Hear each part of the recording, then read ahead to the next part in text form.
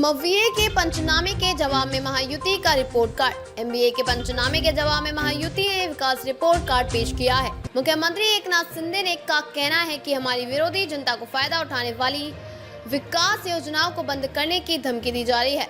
जनता में भ्रम पैदा कर झूठ बोलकर हमारी सरकार को बदनाम करने की कोशिश की जा रही है, लेकिन सभी जनता देख रही है कि कौन झूठ बोल रहा है। लोकसभा चुनाव में जिस तरह से झूठे बोलकर जीत हासिल की, आदर्श विधानसभा चुनाव में नहीं होगा। हमारी सरकार ने जो काम किया उसकी कल्पना भी नहीं की जा सकती। क्लेमरस कैरोलिना ने शरद पूर्णिमा से मुख्यमंत्री का सामना करने की चुनौती दी कि महाविकास अघाड़ी के प्रमुख नेता शरद पवार, उषा ठाकुर और नाना पटोले ने पिछले दिनों राष्ट्रीय अध्यक्ष के रूप में महायुति सरकार का पंचनामा जारी किया।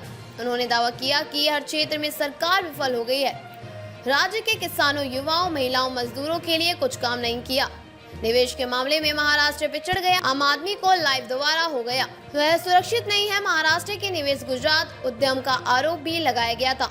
उन्होंने 50,000 करोड़ रुपए के मोटोरोला का आरोप सरकार पर लगाया। एमवीए के पंचनामा के सामने महायुति ने पेश किया रिपोर्ट कार्ड। मुख्यमंत्री एकनाथ शिंदे, अंशकालिक अंशधारक अजीत राइटर ने पंचनामा का जवाब दिया।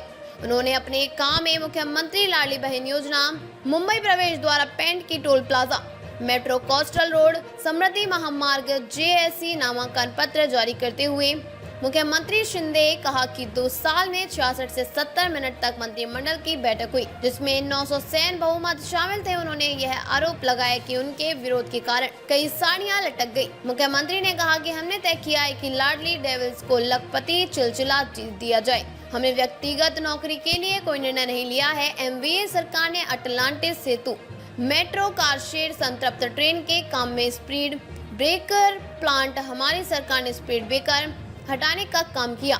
डिप्टी सीएम अजीत ने दावा किया कि हमारी सरकार की ओर से नामांकन रद्द कर दिया गया है। कुछ भी बोल रहा है। विरोधियों का कहना है कि मायावती सरकार ने बंद करना शुरू कर दिया है, लेकिन अब वे हमारी ही गाइडलाइन को लागू करने की बात कर रहे हैं। ये क्या है?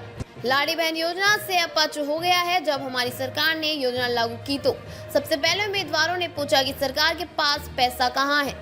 जब पैसा आया तो उन्होंने लाडली प्रतिपक्ष से कहा कि पैसा निकाल लो। इसका मतलब कुछ और भी कहा जाता है। हमने आज 2022 से लेकर 2024 तक का रिपोर्ट कार्ड तैयार किया है। क्रोमोलेज पार्टिसिपेंट्स ने एमबीए के प्रमुख नेता शरद पवार को चुनाव से पहले सीएम पद का सामना करने की चुनौती दी। जब पूछा गया कि महायुति का चेहरा कौन है, टेप्स ने कहा कि महायुति को मुख्यमंत्री पद की घोषणा की जरूरत नहीं है, क्योंकि हमारे मुख्यमंत्री यहाँ बैठे हैं।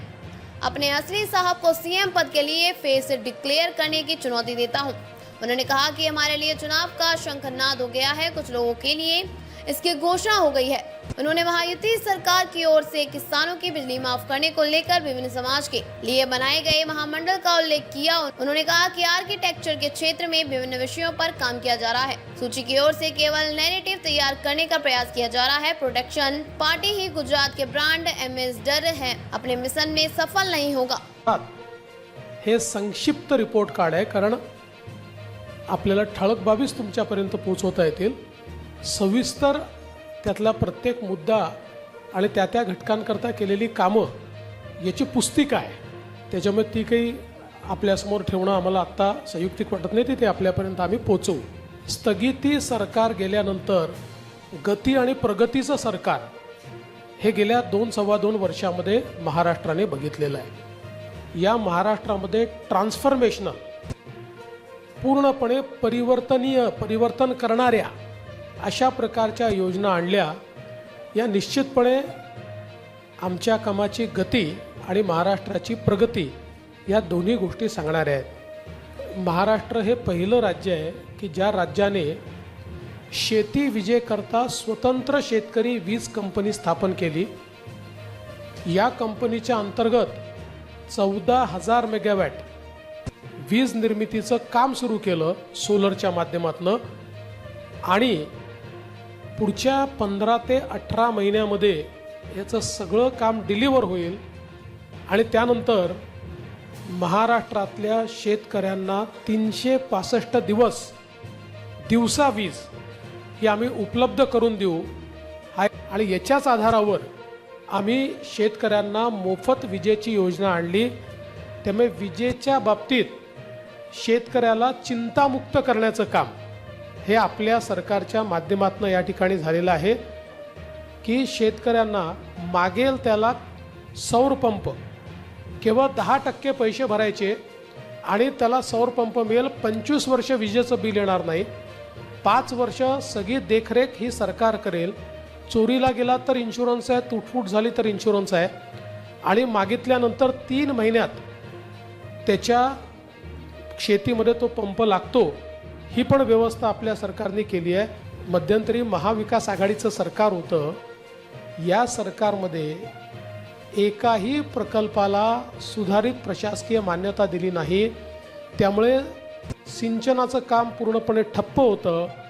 आत्ता या सरकारमध्ये 145 प्रकल्पांना त्या ठिकाणी सुधारित प्रशासकीय मान्यता दिलेली आहे, ज्यामुळे 22,73,000 हेक्टर सिंचन क्षमता तयार होईल. आणि आपण बघा, सगळ्या महाराष्ट्रातल्या दुष्काळी भागामध्ये ही सगळी प्रकल्प आपण त्या ठिकाणी मान्य केलेली आहेत. अनेक दुष्काळी भागातले कामांची सुरुवात केलेली आहे. जे अशक्यप्राय वाटायचं नदीजोड प्रकल्प, वैनगंगा, नळगंगा, पैनगंगा नदीजोड प्रकल्प 90,000 कोटी रुपयाचा, नार पार गिरणा नदीजोड प्रकल्प आपण केला. पश्चिमी वाहिन्यातनं वाहून जाणारं जे पाणी आहे 55 TMC, हे पाणी गोदावरीच्या खोऱ्यामध्ये आणून गोदावरीचं तुटीचं खोरं हे बॅलेन्स करून मराठवाड्याला कायमचं दुष्काळमुक्त करायचं आणि नाशिक आणि नगर जिल्ह्यातले जे काही वादाचे विषय आहेत ते पूर्ण संपवायचे. या दृष्टीनं त्याचीही कारवाई आपण पूर्ण केली, वैधानिक कारवाई पूर्ण केली.